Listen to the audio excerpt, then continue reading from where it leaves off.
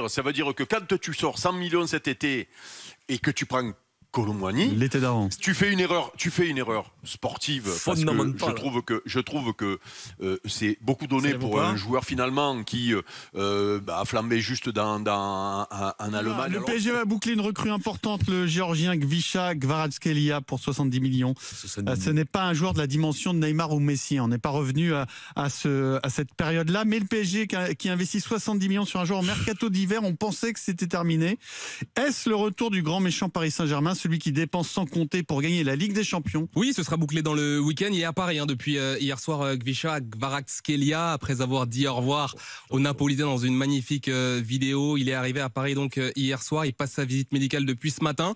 Elle est faite en plusieurs parties. Les supporters parisiens s'impatientent un petit peu, veulent savoir si elle est terminée ou non.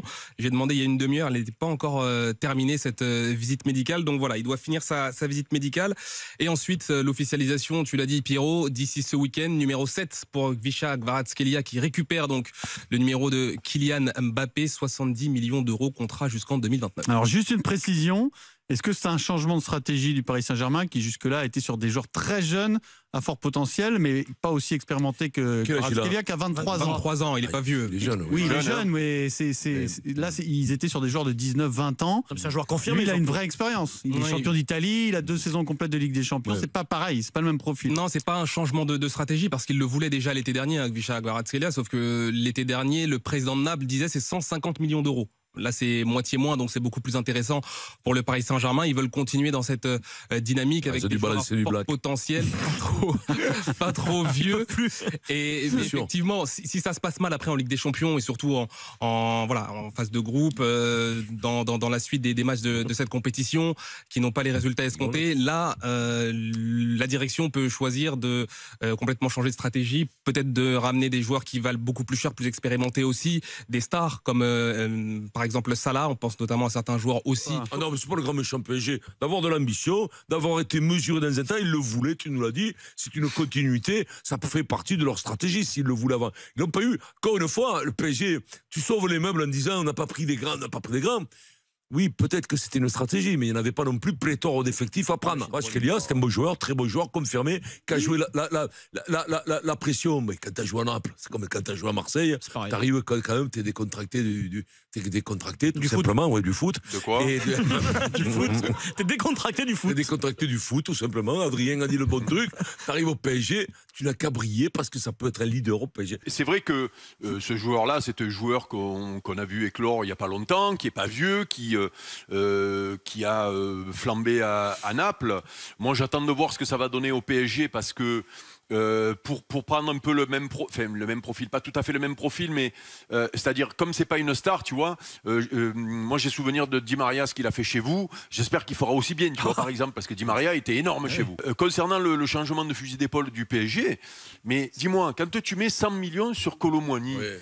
Tu peux mettre 70. Tu as baissé la voilure, hein, enfin, explique-moi là, parce que. Oui, mais tu vois 70 sur c'est une erreur politique. Non, mais sur la qualité, tu as baissé quand même la voilure. C'est pas du tout dans la même catégorie. C'est pas au niveau du tarif, c'est au niveau de la qualité que tu as baissé du. Oui, mais au niveau du tarif, c'est moins cher.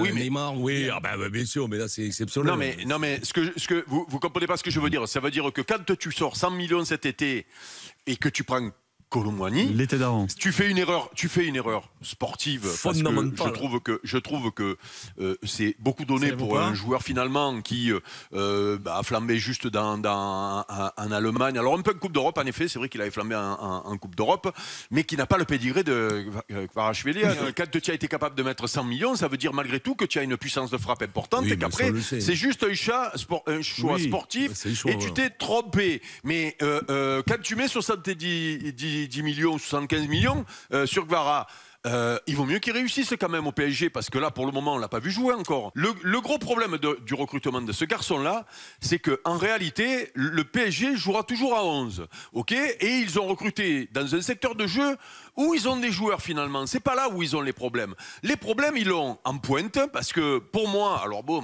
Luis Enrique, il veut pas jouer avec un avant-centre.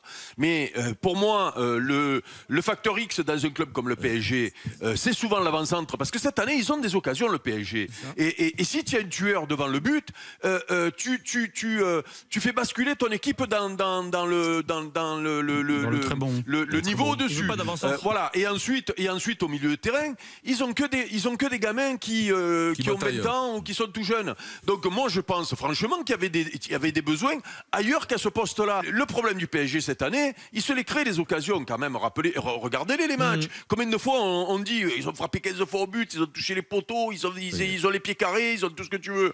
Mais je suis pas sûr que ce recrutement-là te change pas grand-chose. Beaucoup l'équipe. Voilà, il va te changer, mais je suis pas sûr que c'est le maillon qui te manque depuis le début de la saison. J'ai un doute. Mais ça en fait le 4e plus grand transfert de l'histoire du PSG, il me semble, derrière Mbappé, Neymar et oui, mais de loin. Oui, mais regarde Cavani, il y a 10 ans, 60. Oui, le Cavani aujourd'hui, tu le paierais 150.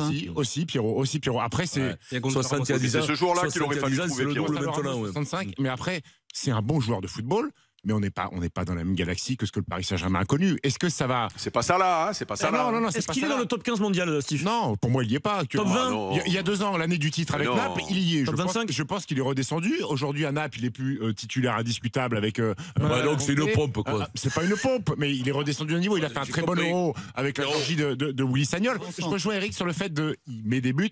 C'est un fantastique passeur. Il a fait des saisons avec énormément de passes décisives. Mais pour avoir des passes décisives, Eric va te dire, il faut un mec qui mette des buts. Et là, pour l'instant, c'est la problématique du Paris Saint-Germain. Donc, si tu fais des passes D à un mec qui met pas un but, les passes D, au final, tu étais à 0 à la fin. Eric, certains le comparent dans le style, toute proportion gardée, à Enzo Francescoli. Moi, je suis supporter parisien depuis plus de 30 ans. Et du coup, moi, j'en ai marre ces recrutements en veux-tu, en voilà, pour au final dépenser des sous pour rien. Sachant que dans ce secteur-là, on a déjà tout ce qu'il faut. Et je pense que c'était ailleurs qu'il aurait fallu recruter. Et moi, la question que je me pose, c'est est-ce qu'il peut jouer la Ligue des Champions, Guevara? Il ne peut pas jouer les 2 matchs de poule. Les 2 matchs là, c'est. Oui, la suite, oui. Si ça se trouve, il va pas jouer un match de Ligue des Champions de la saison, quoi. D'accord, ok. C'est possible. Voilà, donc moi je trouve ça, je comprends pas. Moi je suis ancien supporter, j'en ai marre des coups de billets comme ça en veux-tu, voilà. J'ai du mal à comprendre ce genre de discours. Loïc, tu es supporter du PSG. Tu te fais manger le cerveau par je sais pas les commentaires négatifs. Comment dire? Oui, Pierrot, tu vas t'en sortir. Systématique autour de ce club, parce que des grands clubs qui dépensent en voiture, voilà, mais c'est le quotidien de Manchester City, du Real Madrid, du Barça, tout le monde fait ça. Arrêtez de répéter cette négativité qui exaspérait tant Leonardo. C'est très bien qu'un mec à 70 bars re-signe dans ton club. Enfin, je sais pas. Ça fait des impôts pour la France. C'est un bon joueur, mais réjouissez-vous, quoi. Je sais pas. Moi, j'entends. Je comprends pas que Loïc, supporter du PSG, se dit merde, ça t'ennuie pas si je me réjouis pas, moi, Pierrot, par contre. Non, parce que j'ai eu peur que tu m'engueules. Sortez de cette négativité là, soyez contents, là, ça revient, les joueurs qui arrivent là, c'est bon. C'est pas question d'être négatif, c'est juste un constat, c'est que ça fait 10 ans qu'on dépense, et qu'au final. Mais on dépense, c'est ton argent. Non, mais oui, sans rigoler. On dépense 3 ans. Mais c'est pas déjà quand même. Ça t'a pas fait kiffer de voir Mbappé au PSG? Ça t'a pas fait kiffer de voir Neymar au PSG? Après, Loïc. Bien sûr. Oui, parce que le foot, ça coûte extrêmement cher. Si tu veux des mauvais pas cher, tu supportes Brest, tu supportes même à la limite un peu Marseille, tu supportes tout ça. Ce qui me désole, Loïc, c'est que tu es supporter du PSG, je sais ce que tu ressens. Ce qui me désole, c'est que tu reprends les discours des rageux qui nous prennent la tête toute l'année depuis qu'on a de l'oseille. Mais ne t'occupe pas de ces discours-là. Évidemment que pour gagner en foot, il faut dépenser énormément d'argent. C'est comme ça. C'est pas nous qui avons choisi, c'est la règle. Il y a un match énorme pour Paris qui arrive. Est-ce que le PSG va s'imposer face à City? Dis-nous, ton sentiment. Je l'espère, vraiment. Est-ce que tu penses qu'ils vont s'imposer? Je pense que ça va être dur. Non, je suis 50-50.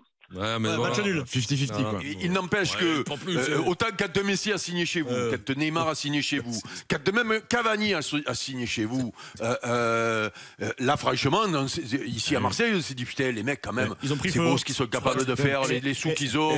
Là, ça fait. Mais qu'avec Clara, moi, c'est génial. Peut-être qu'il va vous enchanter. J'ai pas vu un mec ne pas prendre de dessert à midi parce que Clara a signé chez vous. J'en ai pas vu un.